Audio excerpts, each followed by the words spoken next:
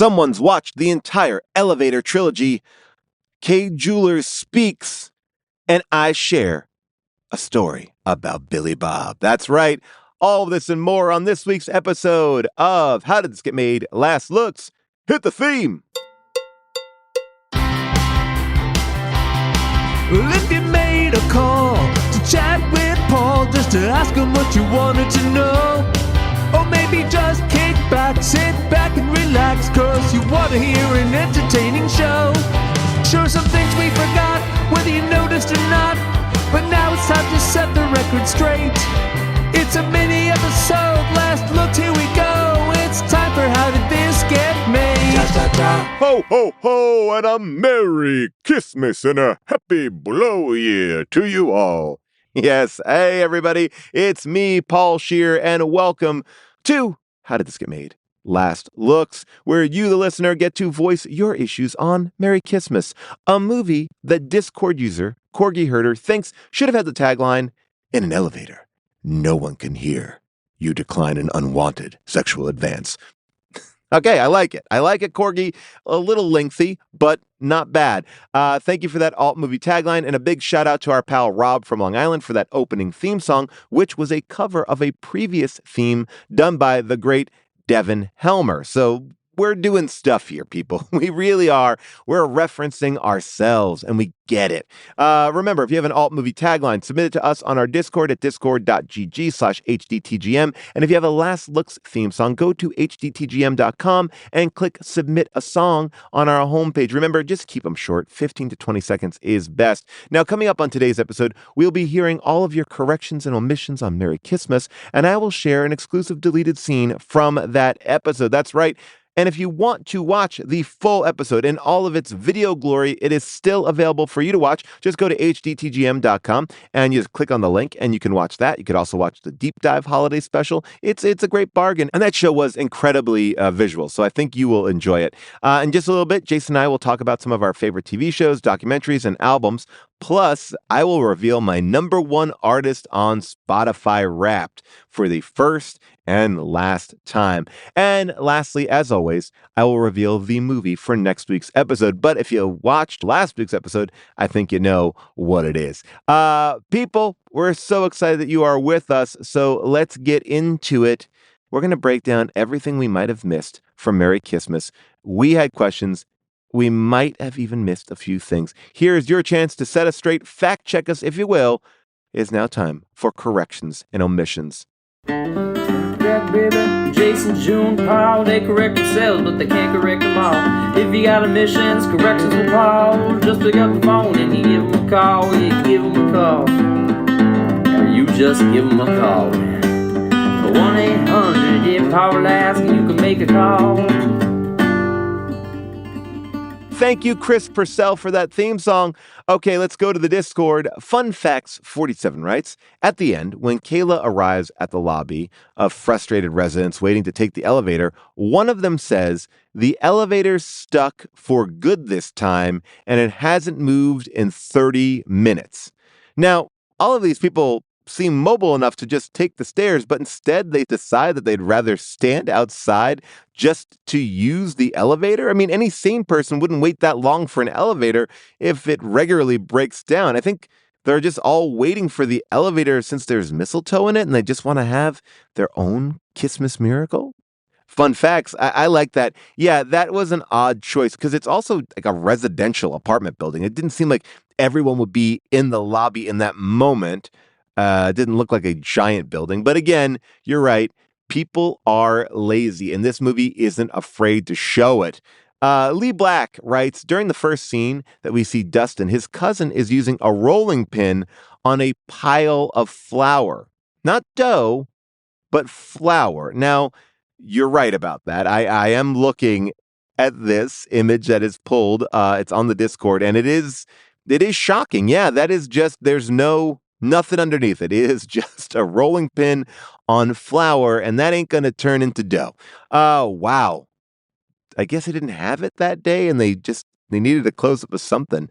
Dove writes, We all know this was shot in Riverside, not Palo Alto. Even the deep side part, Joshua is wearing a t-shirt that says Department of Animal Services, Riverside County, California. But it was also shot in the summer, as people can probably guess from all the background folks wearing t-shirts.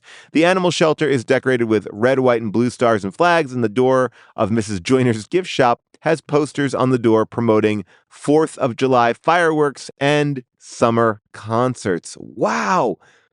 This fucking movie was lazy. I mean, so lazy. Again, thanks to Brandt, we know why. This director did not give a shit. And he didn't give a shit like in a little way. He aggressively didn't give a shit. By the way, can we just say how great Brandt is? You can watch Brandt on the live stream. You can listen to Brandt, but you'll see he's an attractive man and only better served by the fact that he was the most honest person that we've ever had on How Did This Get Made when talking about one of these films. Let's go to the phones. Beverly. Hi, Paul. I want to thank you for introducing me to these absolutely delightful Christmas movies the last 3 years. Each one has been worse than the last, and they've brought me so much joy for the holiday season. My question for you, do you think Merry Kissmas and 12 Pups of Christmas are happening in the same cinematic universe? They're both set in Silicon Valley for some reason. The protagonists have an extremely awkward elevator meet-cute in both. They feature totally irresponsible dog adoptions. And in both movies, people are acting like they are totally detached from reality, especially the sister and cousin characters. So I'd love to hear your thoughts, and if you agree, do you think we're going to get a crossover anytime soon? Thanks so much, Paul, Jason, and June. Oh, and Jessica, I can't forget her. Beverly, I'm going to say absolutely yes. I believe there is a 12 Pups of Christmas connection. There's definitely a puppy connection. I think it was that movie with Kevin James's brother. I'm not quite sure, but yes, this is in the same universe. I would like there to be an Ion original universe. And we should start having these characters bump into each other. I think it would be great. So let's see how it all worked out. Like, why don't we do, I got a great idea, a sequel to one of these and check in a year later. Is it working out or was it just a Christmas hookup? Next on the phones, we have Stoddard. Hi, guys. First time, long time here.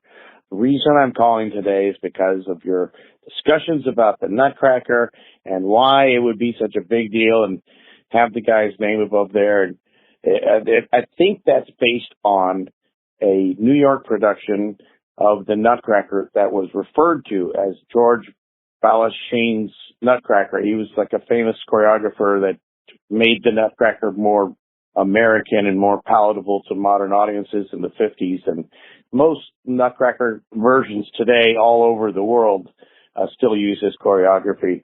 And I think that was kind of what they were aiming for, was because there was a 90s version movie of that with Macaulay Culkin actually in it that was called George Balanchine's The Nutcracker.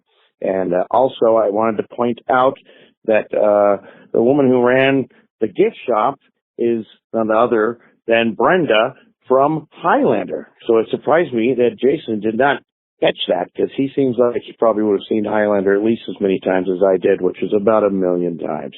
Thanks, you guys. Okay. First of all, I like this. I'm not going to shit on this. I think you are absolutely right. So he's like George Balanchine. Okay, well, let me tell you that Scott looked up the poster for the Macaulay Culkin movie, and then they put George's name in the tiniest font imaginable and did not include his headshot. So Carlton must be way bigger, but I will say this, Scott's looking at the movie poster, right? We're not looking at the Broadway posters. If we can find a Balanchine poster with a headshot, I mean, maybe this guy's is even bigger than him.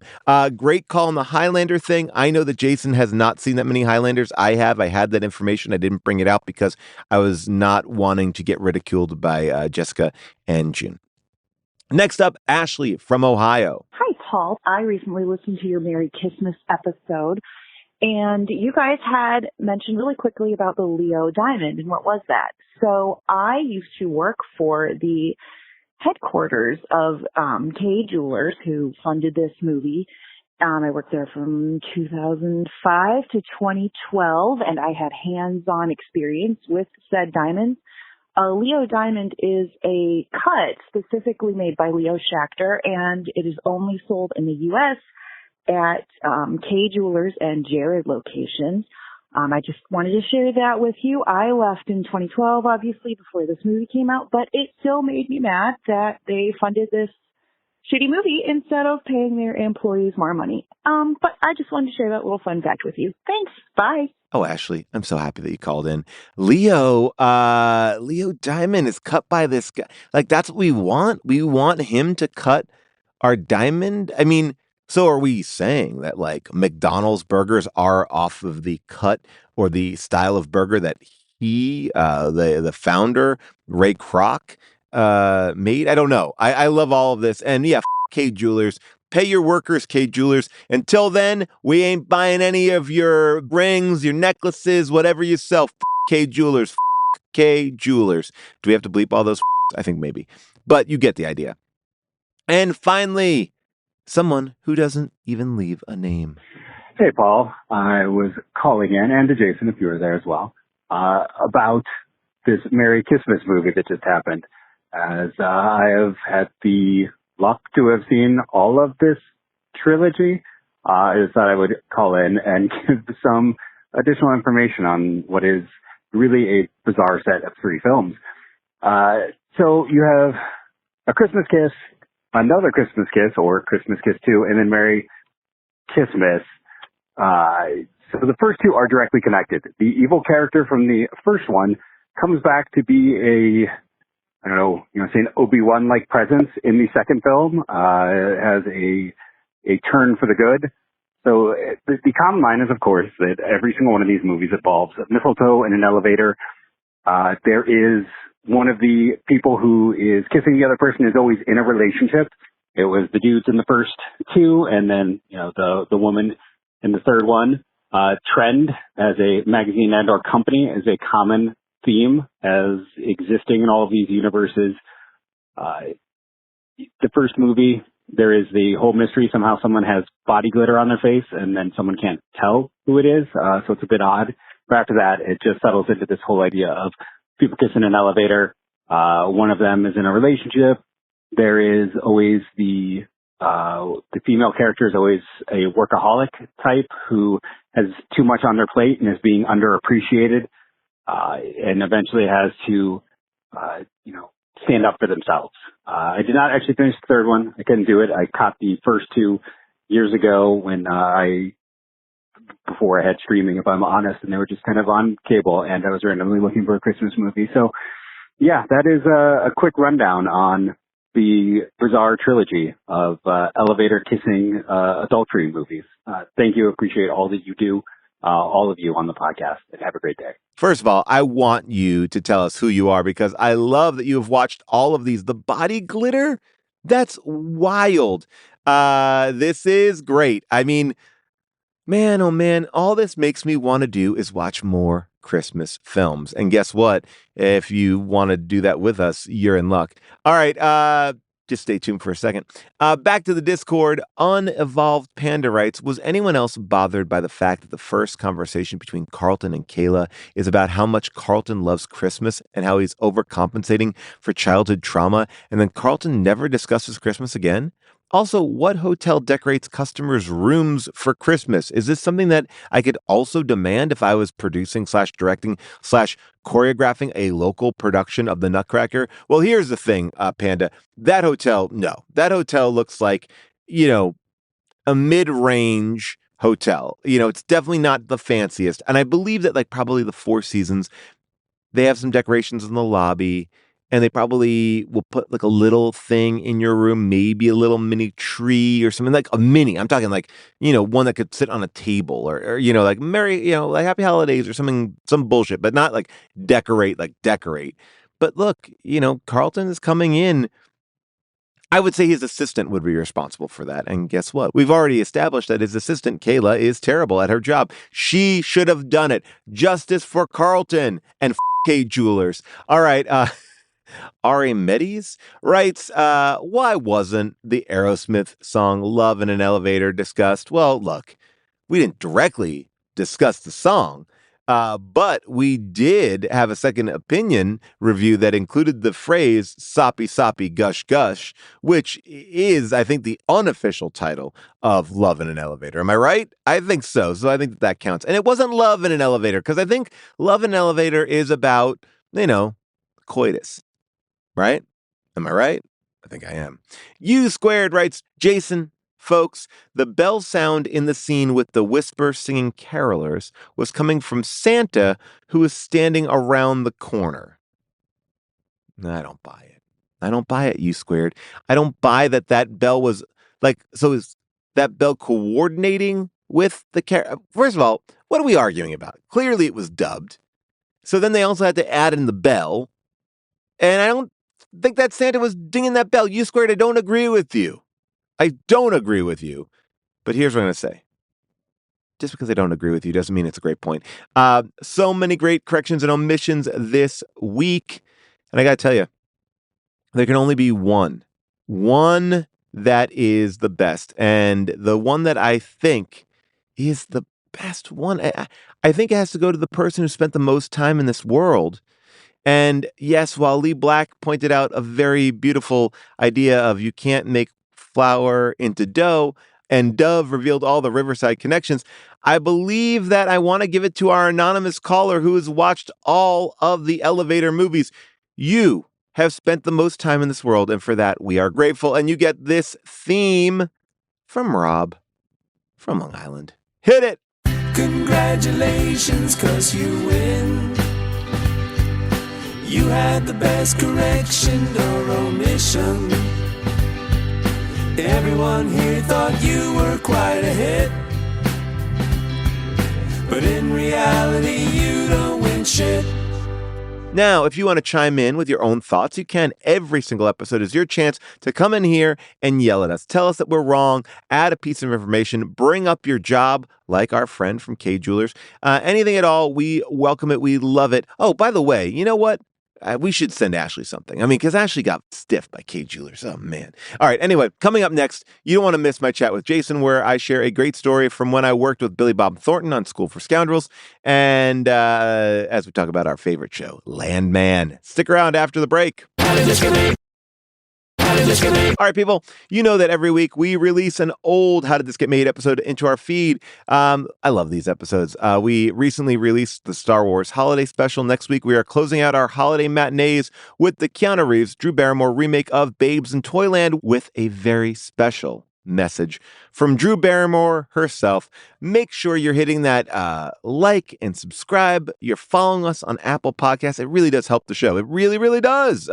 We can't say it enough. So just do that, and that's your gift to us. All right, without any further ado, let's welcome Jason to a little Just Chat. Action Jackson 5, play us in. TV and movie and comics from T to B, they're on it, drinking tea for breakfast. Paul and Jason, just chat. Paul and Jason, just chat.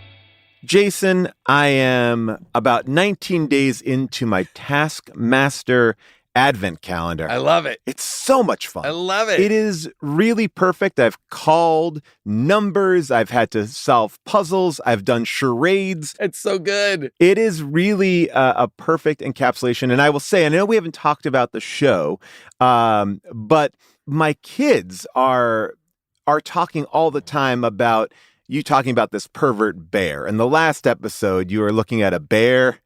And now this is like a running joke around my house that the bear is a pervert, the pervert that's bear. Great. And no one understands exactly what it means because my kids have been doing two things. Referencing pervert bear, which is in the finale of your Taskmaster season 19. Yes. Right. And it is a true throwaway. Yes. It's like it's not a focal point of the episode at Not all. at all. It is as I'm running by a person dressed in a bear costume who's reading a magazine, I just call them a pervert. Yep. Nope. This has become a rallying cry in the house. Oh, that's so And the funny. other thing that has been nonstop is they watched a sketch on SNL, like an old season, a season that Casey Wilson was on, where Fred Armisen and Andy Samberg are two kids who are excited to get a calculator for Christmas. So my entire house for the last 2 weeks, like, Ma, can we get a calculator for Christmas? Oh, Ma, I want a calculator for Christmas. So my kids are just doing bits that no one knows. And then people are like, do they want a calculator? I'm like, no, they're doing Fred Armisen. Funny. I sent it to Fred. I was making them breakfast and I just recorded on my phone just to get their voices going, Ma, we get calculator, Ma? Texas Instruments. I don't even think they know what a Texas Instruments calculator is, but They certainly don't. And if you handed it to them, they'd be like, what is this antique? You might as well hand them an abacus. It's so like that's happening. And then last night I was looking at my phone. I was like, what are you looking at? Pervert bear in there? Some bear looking at something. I'm like, guys, I just love that they've attached themselves to these the smallest things. Whatever those things are, they just really get them. Yes. And it's fun too. I'm sure you remember this as well. Although when we were kids, it was so much more of a monoculture. Like, right. They are obsessed with things that not everybody else is saying. No. Not everybody else is referencing those things. They have good taste. Whatever they find funny. I think that's the interesting thing is like they it's just funny to them and they assume that everyone has seen the finale of Taskmaster and that one, again, like you said, moment. It's not the show. It is. Even you saying pervert bear to me, I like as if I was going to be like, well, of course, pervert bear. I had to be like, wait a minute, Taskmaster. Oh, I remember. Yeah. But I know that you and I, this is a good month. I love catching up in December, watching a bunch of stuff and like loving. Well, I will say last year you gave me an incredible present, which was the Gilmore Girls Advent calendar. Oh, yeah. Which made last year, I still have some of those little tchotchkes and stuff that came in there, like propped around the house. That was such a big hit. And when I saw that, I was so excited. I was, and we are, we're coming off our live stream, which I believe you might be able to still watch. I know we have like a 7-day window, but we might have extended it there. We will see. So check it out if you've missed the live stream. If you didn't watch it, you missed. Obviously, you've heard the chatter. It was an explosive episode. Nobody saw coming the stuff that happened, and we're prepared to talk about it right now, but we're not gonna. That's a New Year thing. Yeah. Here's the thing, Jason. I want to say because I did watch the Deep Dive holiday special, and I'm not allowed to listen to the Deep Dive. That is a rule that I've been given. I can be on the Deep Dive. I'm not allowed to listen to the Deep Dive. I just choose not to listen to. There you go. Yes. Now, I did not realize that Jessica St. Clair is so filthy. Like she and from I guess I see elements of it in our show, but man, when she is left to her own devices, just her and June, I'm like, whoa. Oh yeah, no, St. Clair, I think because Jess and I used to be comedy partners. Yes, and I think there was a real misunderstanding that it was a Beauty and the Beast scenario. Yeah, and in fact, if it was, it just maybe was in the opposite direction. And maybe perhaps I am the beauty and she is the beast. Look, after watching that special, I was like, I think you are right. Oh, I gotta watch it now. Oh, that's hilarious. Just saying things. St. Clair can go toe to toe. She's an absolute monster. Oh my gosh. What have you been watching? What have you been up to in like your media consumption this month? I'm watching a bunch of stuff. I'm like reading. I've got a list of stuff to go through. Yeah, I would love to hear it. I mean, our Spotify Wrapped have come out. I don't know if your kids ruin yours, perhaps. No, I feel like every now and then I accidentally put my phone or my phone starts playing Spotify and it's screwed up because it never feels to encapsulate what I'm listening to. My number one artist this year, you may be surprised, was Teddy Swims, which I'm surprised. Who's Teddy Swims? Like it's just like a...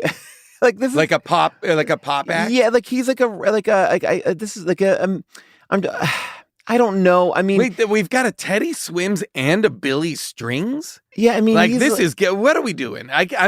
Boy, this is an old man thing. Well, we got a Teddy Swims and a Billy Strings. Oh, what's everybody doing? What happened to Led Zeppelin? Like Teddy Swims to me, like this is like I'm having a hard time even describing him because he's kind of R&B, soul, country, hip hop guy, a lot of tattoos on the face. But I can't tell you I know a single song of his well, and I'm like, how did that become my number one listened to track? I don't know. And I'm like, is someone broken into my account? And I've like looked back, and I think I've just accidentally hit it while it's in my pocket. Yeah, Teddy and Swims. it just like auto played or something. And I'm mad. I'm mad at Teddy Swims. Have you watched any of Death by Lightning?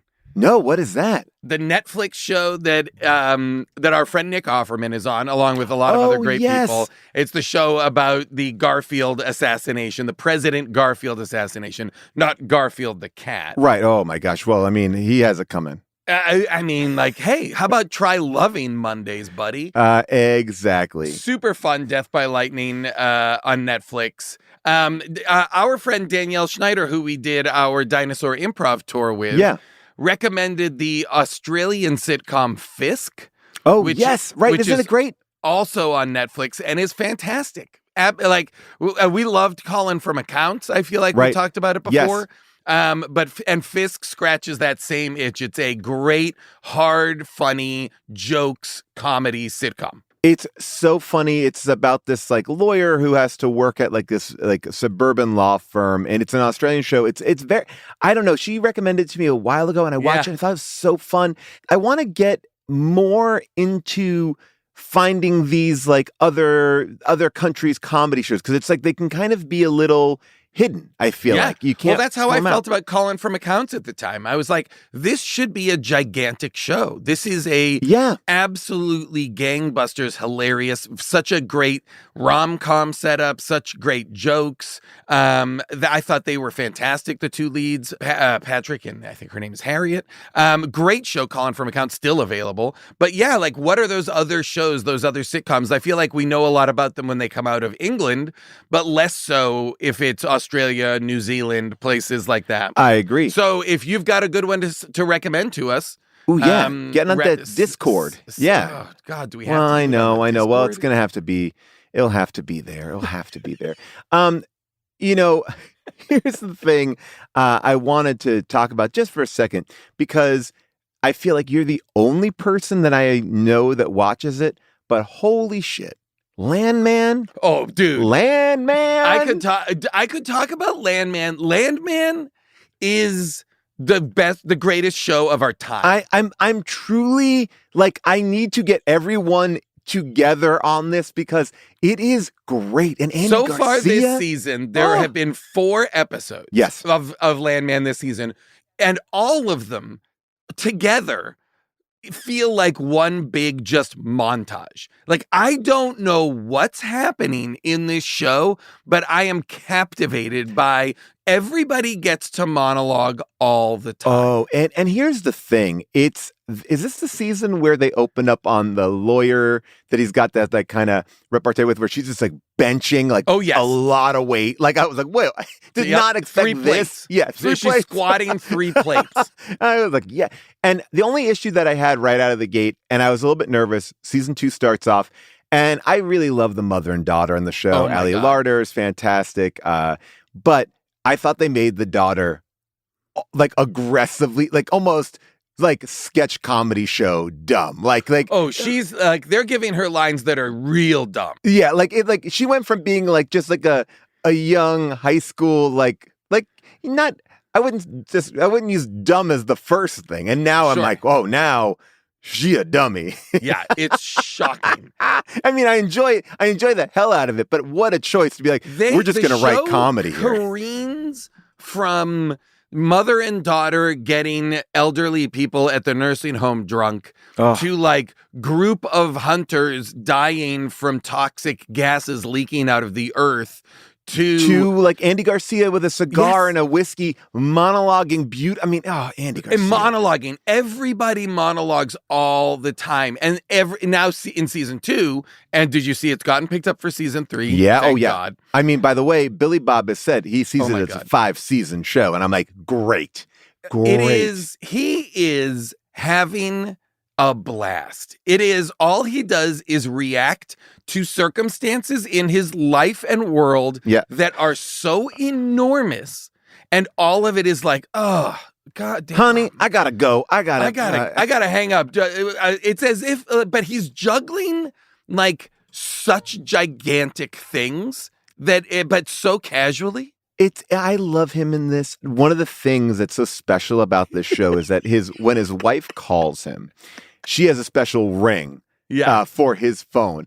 And the show will build up to a stress point, and then you hear that ring, and you also feel like, oh, God damn it. Like now, like he doesn't have time for this, but he always picks up. He never lets it go to voicemail. He never does. It's incredible. He always picks up, and he picks up when... like someone else is in the car that shouldn't hear this call. He still picks up. Like, and she's always on FaceTime. She's never just calling. She's never gonna get that. I cannot recommend Landman enough. Everybody needs to be watching Landman. It is Landman, so fun. The Lowdown, incredible. Again, another show where it's just like, oh, I'm just watching someone who is very good. Yeah. Ethan Hawke, and the whole cast is too, but just kind of dance through this show in a way. It's like there's an ease to it. Like Billy Bob is like, oh, just an ease to his performance. Exactly. And it's such a great juxtaposition because Landman, the stakes are so gigantic, like huge. Oh, yeah.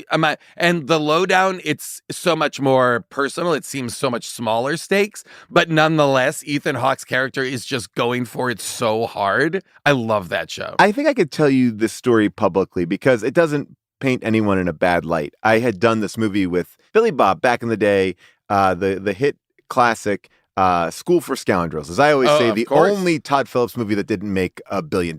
Yep. And it was really interesting because he was exceptionally playful and fun and wanted to hang out, like would be a guy that would like sit on the stairway to his trailer and just be like, hey, what's up? What's up? And I remember, man, this is my favorite story of him. Like we're like hanging out in his trailer, just talking, whatever it is, chill time, right? He's a very chill guy.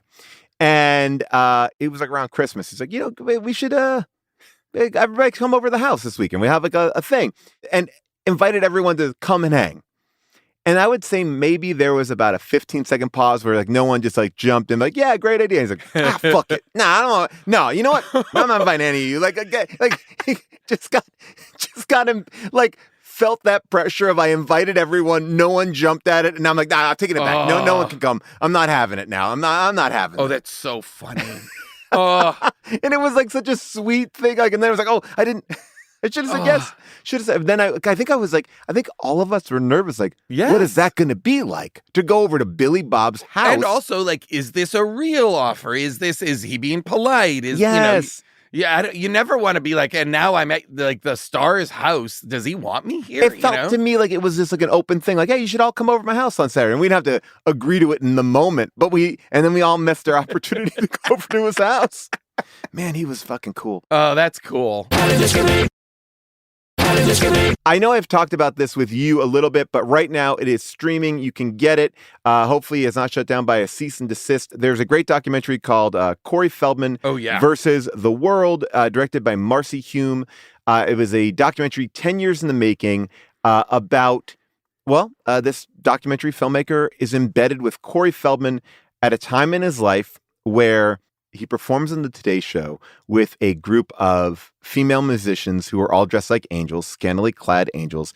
The clip goes absolutely viral, and everyone's like, this is one of the worst album songs I've ever seen.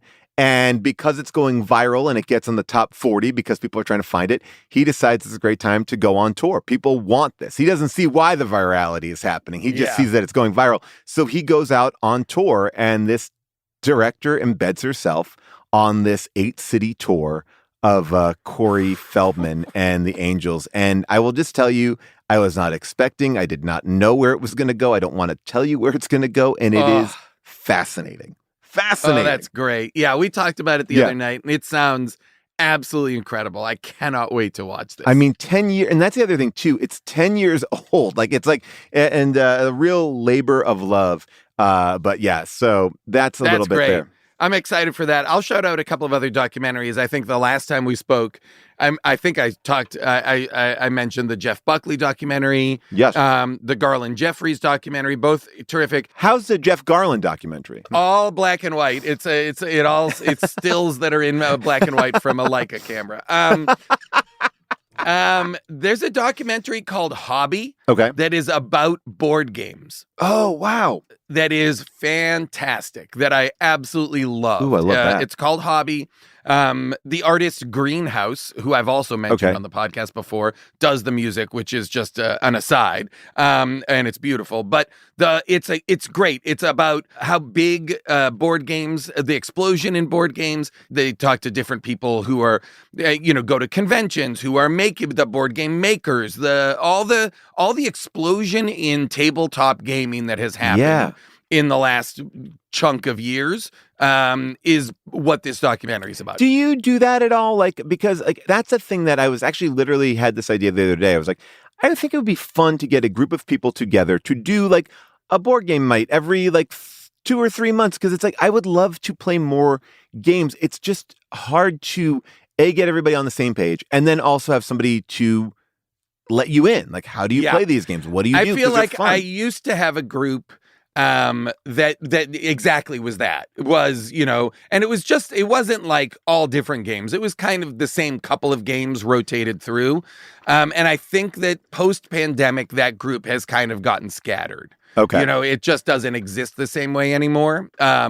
So the answer is no, but it was that era of playing Catan or playing some of these large group games that are not party games, that are, that are board games, Well, Rich Sommer, who always was this man who has a great actor, obviously. We love Rich.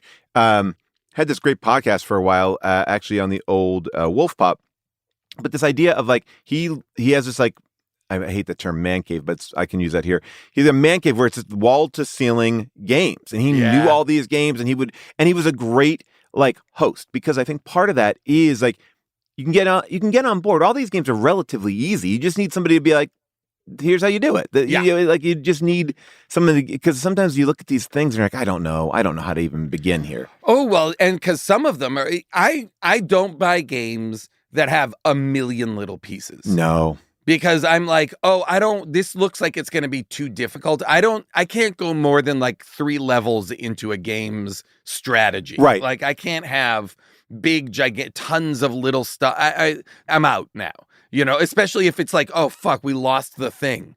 We lost that one thing then you're done. that now is, okay, forget about it. No, I want to play games that it's part of it is, yes, we're playing the game, but part of it is also we're hanging out. I don't want the hang to be superseded by the rules, I agree. I think this is why Mahjong has been a big thing that we have been doing here in our household. I love Mahjong. It's just that right middle ground of, I have to pay attention, but I also can have a good time, and we can switch partners, and it feels like the games are going. It's like poker or something like that. I don't know. It's great. Games. It's a great documentary. I think you'll really dig it. And I'll shout out one more documentary that is the opposite of tabletop gaming, which is the ski documentary, Land of Giants. Ooh. I'm a real sucker, especially as we get into the winter, for just very beautifully shot ski movies that are just people getting dropped out of helicopters on top of mountains and then skiing down like avalanches that are chasing them. Oh my gosh. That is I'm looking at some of the footage of this right now. That looks really, really good. It's a good one. Every year I feel like a new great ski movie comes out. This one is terrific. It's a great have a gummy late at night, just watch people just challenge nature in every way, shape, or form. It's absolutely stunning. Have you ever seen that footage on TikTok where a skier is coming down the hill? He's got a GoPro on his helmet, and he sees just a little image of a board in the ground, and then realize it's the guy who went head first and is upside down in the snow. I'll send it to you, and you watch him dig this guy out who just was boom, just comically upside down. Terrifying. Also amazing for that skier to see just a sliver of a board and be oh, wait, hold on. Yeah. Let me get this guy out.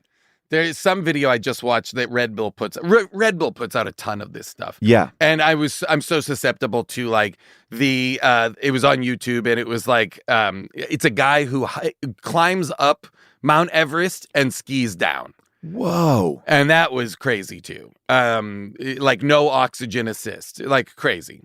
Super interesting.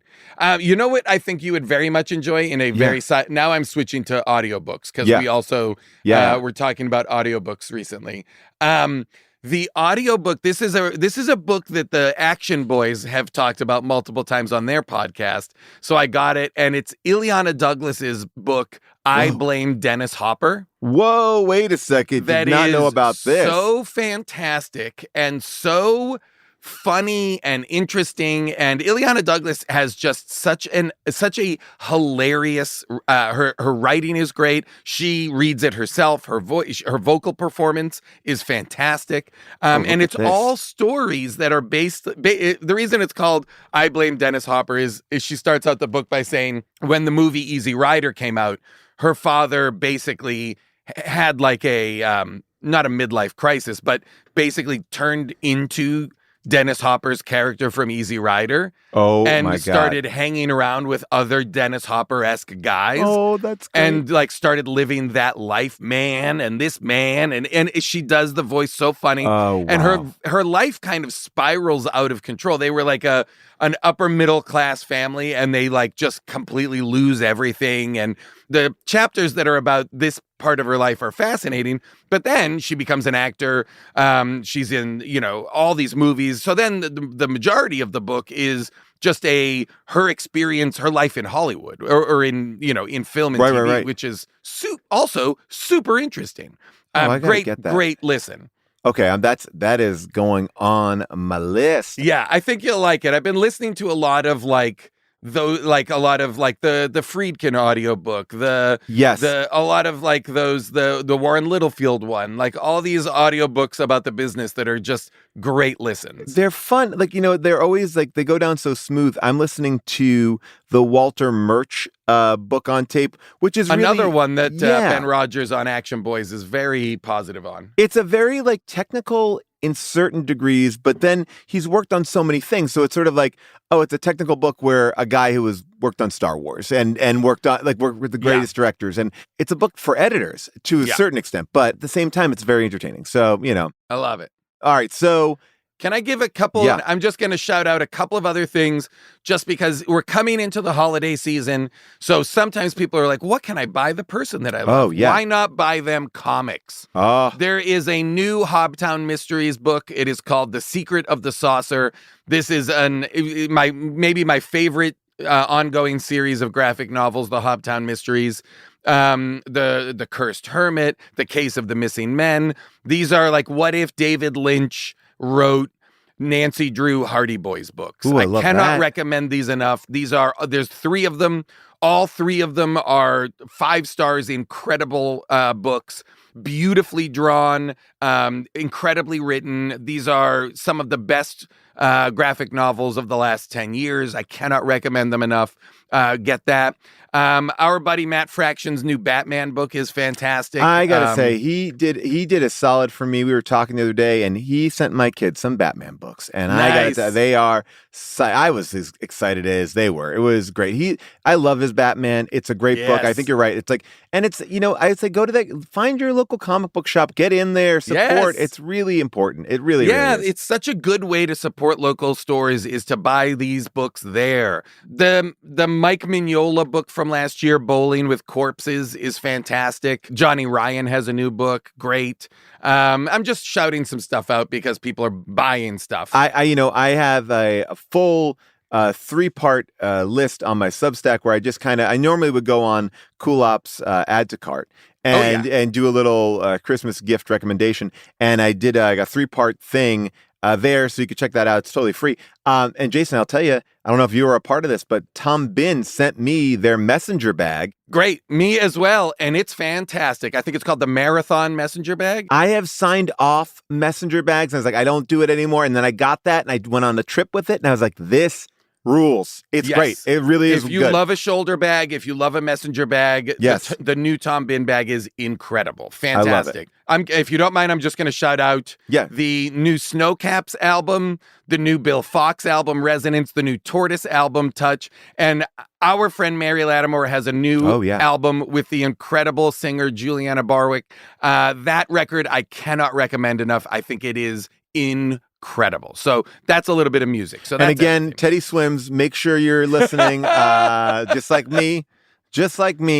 You know me and Teddy Swims. All right, Jason, so great to chat with you. We will catch up again potentially in the new year. Can't wait. All right, that is a wrap on Just Chat, which means it is finally time to announce our next movie. Next week, we'll be going from a Santa who's unwise to a Santa in disguise. That's right, Jason called it. We are going to be watching the brand new 2025 Netflix rom-com My Secret Santa starring Alexandra Breckenridge and Ryan Eggold. For those of you who watched our holiday live stream, Jason demanded that we cover this movie, so we decided to cave to his demands and give you one last holiday gift this year. So instead of playing the trailer, listen to this deleted scene in which Jason describes the plot and why he's obsessed with it. I will say I have now seen about 15 to 20 minutes of a movie that if we don't do it ASAP, you were telling me about this. Okay. Sorry, so there's a movie on Netflix. It is a kind of reverse Mrs. Doubtfire where a single mom dresses up as Santa Claus. In the course of dressing up like Santa Claus, meets and falls in love with the man who owns the ski resort that she is now portraying Santa Claus at. Wow. And they become best friends because the guy thinks she's a man as Santa Claus, and they are now bros. And so she has a crush on him. Wow. And so she is constently dressed as full Santa. Not just like I'm in a beard and now there's some kinks there. She has a full face mask that is Santa Claus. And she does a deep voice. It is absolutely mental. Now, will Jason regret this choice? Well, I know the answer to that, but you don't. You have to tune in next week. Now, Rotten Tomatoes does rate this movie at a 77% fresh. And Eddie Harrison from Film Authority says, fusing Mrs. Doubtfire and Tootsie, My Secret Santa is a laughable Netflix ripping off the Hallmark movie about a single mom passing herself off as Santa that passes this so bad it's good test. It's so silly, you literally won't believe what you're seeing. Now, I gotta tell you, they're not wrong. I enjoyed the hell out of it. The only place to watch it, though, is on Netflix. So there you go. Now, unrelated to this movie, you can always find movies that are available outside of Netflix through your local public library. But we don't have to worry about that this week. What I do want to tell you, though, is have a very happy holiday season. Thank you for following us on social media. Thank you for listening to us. Thank you for recommending us to all of your friends. It means a lot. Seeing you put us on your Spotify end of year playlist is amazing. I wish we recorded a video for you, but we forgot. That's the kind of things that we got to be more on top of in the new year. Anyway, thank you to our producers who pull this show together every week. Scott Sonny, Molly Reynolds, our engineer, Casey Holford, and our social media manager, Zoe Applebaum. We will forever be thankful to the one and only Avril Halley. We think of her a lot during this holiday season, and we miss her. We will see you next week for Secret Santa.